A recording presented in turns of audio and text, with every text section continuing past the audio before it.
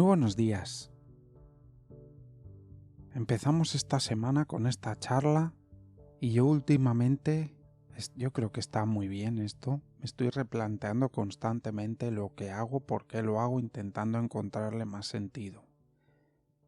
En este podcast encontré hace un tiempo, te lo dije, un sentido y de hecho desde entonces no he fallado ni un día, no sé si te has dado cuenta, que antes a veces publicaba, otras veces no, etcétera, y ahora lo estoy haciendo. Y bien, disfrutando del proceso. Pues bien, descubrí que una parte importante de este podcast era acompañarte cada día, sin más, acompañarte con lo que sea que haga aquí. Claramente yo inicié este podcast por dos razones.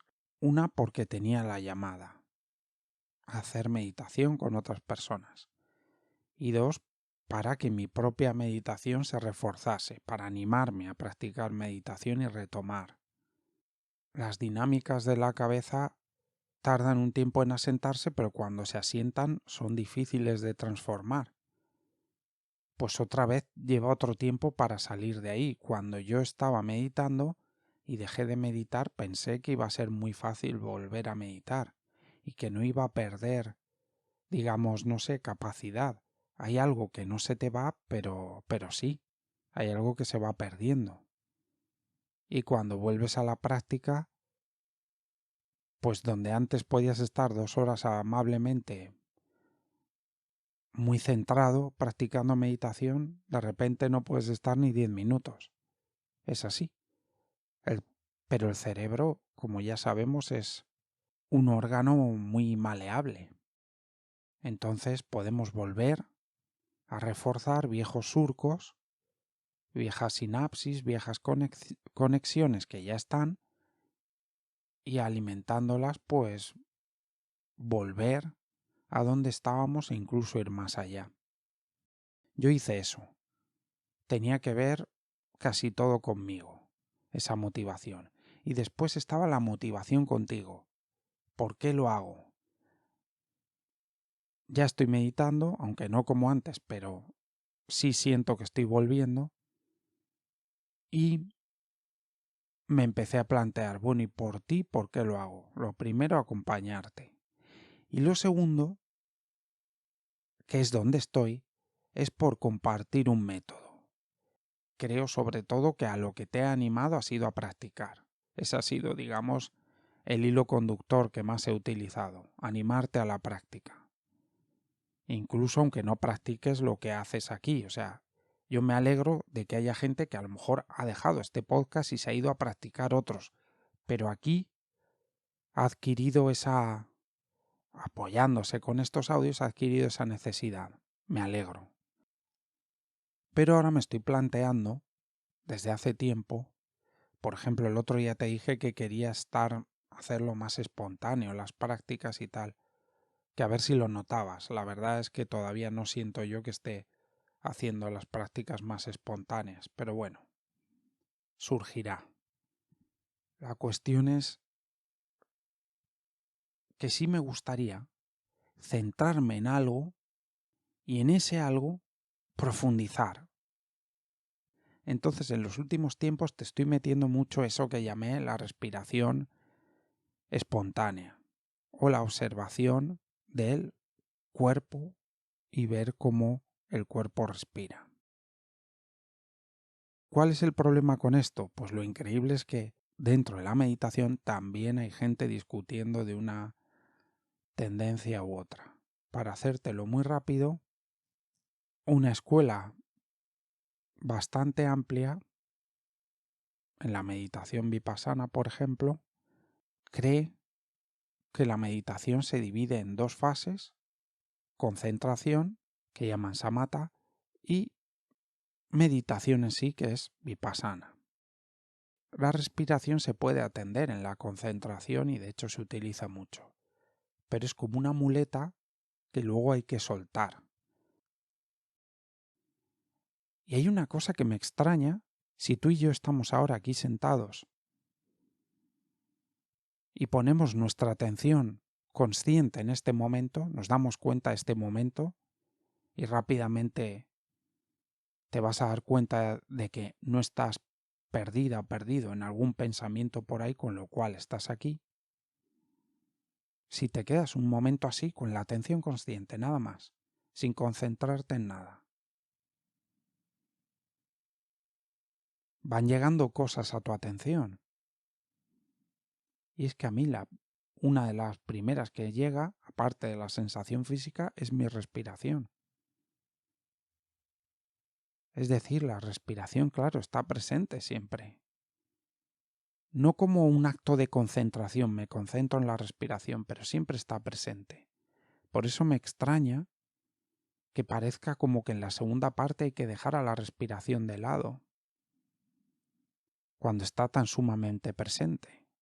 En fin, esto a mí no es de lo que más me importa, y entiendo que a ti tampoco, pero te lo cuento, porque ahora estoy leyendo un libro del que te hablé sobre el sutra o digamos la charla que dio el Buda sobre Anapana Sati, sobre atención Sati a Anapana, a la respiración, porque también hay otra corriente que lo que hace es, en lugar de seguir las diversas revisiones que se han hecho, imagínate en 2000 y pico años, de lo que se dijo, buscan exactamente lo que se dijo para tener eso como referencia. ¿Y por qué te cuento todo esto? Pues porque yo hago una práctica relativamente particular, en la que la respiración es el hilo conductor, te he contado todo esto en un montón de prácticas, pero sobre todo, y aquí ya me salgo de escuelas porque yo no he escuchado a nadie hablar de esto, bueno, sí, a Kabir, al místico hinduista. El beneficio está en la respiración que hay dentro de la respiración. Mi traducción es, el beneficio está en la atención al cuerpo inspirando por su cuenta, sin que yo haga esa inspiración. La observación del cuerpo inspirando. Ahí es donde entras en contacto con la respiración que hay dentro de la respiración. Él dice que el beneficio estaba ahí. ¿Qué me ha pasado a mí? Que en mi práctica he encontrado el beneficio ahí. Hay gente que esto puede decir, eso es concentración, eso no es meditación, eso es relajación incluso, pero claro, yo por ejemplo, a no ser que tenga sueño, claro, y tenga falta de sueño, yo puedo estar 3 horas practicando esto y no me duermo, con lo cual no es relajación. La relajación siempre te lleva a dormirte o a entrar en un estado de profundo letargo. No es el caso. Cuando observas cómo el cuerpo inspira, de manera natural, espontánea. Dices, no, pero es que si estás esperando a la respiración espontánea, estás como concentrado en eso y no percibes el silencio, no percibes... Esto tampoco es real, porque cuando estás observando cómo llega, hay momentos, la respiración se hace lenta y hay momentos, micromomentos por supuesto, en los que uno está percibiendo claramente un silencio. De hecho, ya te he contado que uno de mis momentos álgidos aquí o cumbre en mis prácticas fue un momento que fue tal el silencio, tal la ausencia de pensamiento durante tanto rato que me asusté y en lugar de entregarme quise salir de ahí. Entonces esta atención a la respiración creo que te lleva a todas partes. Y en un principio yo decía, bueno, pero es que no estoy seguro yo de esto, ¿eh? Pero luego he visto como diferentes escuelas también lo apoyan esa idea. Si te cuento esto es porque realmente yo lo que quiero promover es la atención a esa respiración. Te lo digo, he empezado a hablar como un poco más bajito cuando he dicho eso. y se sale un poco de los cánones establecidos. No mucho, pero un poco. Entonces, yo quiero que tú lo sepas porque yo me voy a orientar a eso. Entonces esto se va a convertir en un monólogo, un monográfico sobre eso. Porque yo pienso, imagínate que yo pudiese llegar a 1000 personas. Si yo puedo hacer eso en estos 30 o 40 años de vida que me queden, o estos 3 o 4 días, llegar a un grupo, digo 1000, como diría 100. Es que cómo explicártelo, es como si esto fuese estupendo y yo le quisiese decir a la gente que esto está ahí. ¿A cuánta gente puedo yo en cuánto tiempo acompañar para que lo experimenten? Luego ya lo que hagan con ello me da igual, pero que experimenten esto que yo he experimentado y que te estoy diciendo. La respiración que hay dentro de la respiración, que experimenten el beneficio que tiene. Entonces mi idea con el podcast es, por un lado, consigo mis cosas, de estar compartiendo la meditación con alguien que tenía ganas, la llamada, no sé por qué, no es algo pensado, y luego sí, la cuestión personal de que haciendo esto me empujo a practicar meditación. Eso por un lado. Y por otro, ya he descubierto que te acompaño, y eso es una razón por las cuales importante por las cuales hacer este podcast. Te acompaño, contentísimo de que sea así. ¿Cómo te acompaño? Pues te voy a acompañar con lo que para mí es meditar. Lo que no tiene sentido es que lo que yo hago un poco lo deje de lado y me ponga a acompañarte haciendo meditación con cosas que yo no hago. Para mí, como sabes, lo más importante es que te empapes, el que escuche esto se empape de lo que es meditar. Yo no tengo el punto justo e ideal, pero más o menos una generalidad. Te he dado una generalidad aquí que es verdad, es verdadera, es real, de lo que es meditar, y te enfatizo en eso todo el rato.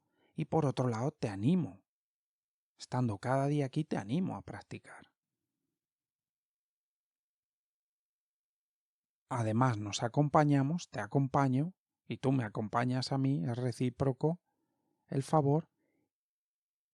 Y luego tenemos que hacer un tipo de práctica y yo estoy eligiendo, tirando, la cabra tira al monte, cada vez más a lo que yo hago.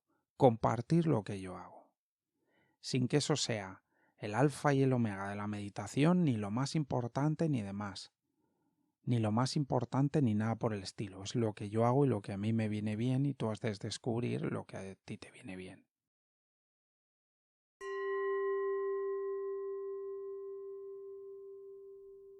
Finalmente, como estoy haciendo en Buscadores de Sentido, mi otro podcast, para despedirme voy a hacer una publicidad de mí mismo. Y es una publicidad muy cortita que dice así: ¿tú me invitarías a un donut de chocolate fondant, que es el que más me gusta? Imagínate que nos juntásemos y tú te comes otro, nos sentamos allí y nos comemos un donut. ¿Tú me invitarías? Cuesta 1,50. Probablemente no nos vamos a encontrar, pero si me invitarías, puedes hacerlo aquí en iVoox o puedes hacerlo a través de PayPal en mi dirección de PayPal, que es contacto@alvarogomez.info. Si me quieres invitar a un donut de chocolate fondant, yo te estaré muy agradecido y aceptaré tu invitación. Gracias por estar ahí. Hasta mañana.